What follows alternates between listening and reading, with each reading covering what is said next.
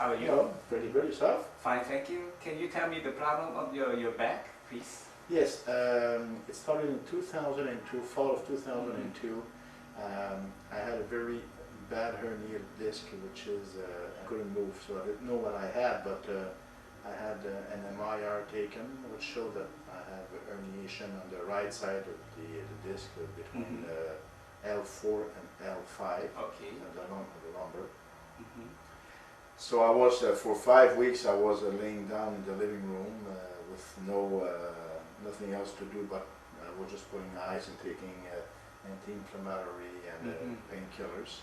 So it took at least 3 weeks before I could go better.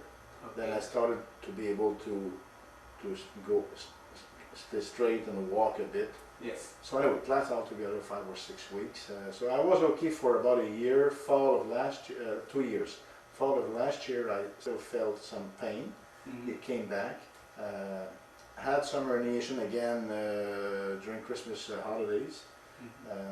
After a month, it went okay. It was not as bad as it was 2 years before, but it was not nice, but it was not as bad. But for about a month, it went a bit shaky. And beginning of February this year, I really went bad. Like.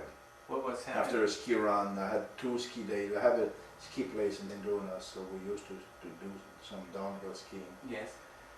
So I don't know if it's maybe the case, but anyway, all this to say that after one ski day, a couple of days after that, I was really still going bad on my back, and I was again on my back for a full 5 weeks, laying down on the floor. And that was pretty bad because it was like not exactly a third time, but almost. And I had it again, so it was okay for a couple of months. I was doing a lot of exercises, I felt much stronger. But this summer, 2005, I was on a cruise on the Baltic Sea, and I hurt myself again during the cruise. So it was pretty bad. So I was able to fly back, but the different shots that were given to me by the doctors in Amsterdam. So and then with pills to be on the flight. Anyway, after I was able to do a 12-hour flight. So came back to Montreal. Then again being like 1 or 2, not as bad, but at least 1 week on my back. And then I started to came and see you like 2 or 3 weeks ago, I guess. 2 weeks ago. 2 weeks ago. So and now the pain is relieved. I would say about over 95% is gone. So I feel better now. So we'll see in what it gives on a longer term. And after you seeing me, after the field treatment, you stopped taking the painkiller, right? Yeah, oh, that's a good point. I'm careful with the painkiller. I used to take painkiller as it was recommended, 1 pill every 12 hours, and then I cut it down to half.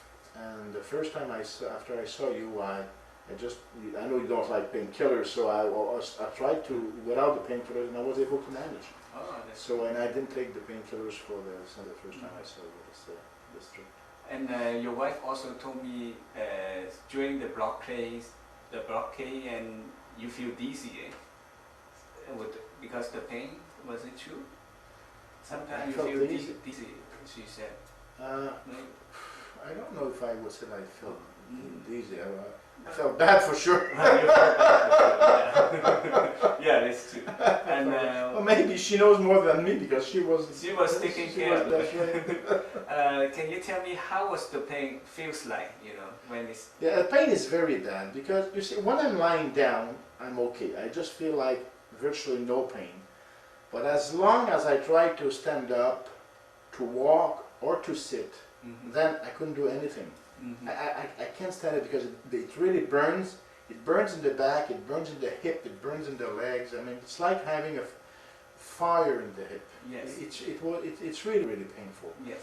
To the point where when I was on a boat, I had to go out by ambulance because I couldn't do anything. So they just took me out to the hospital by ambulance.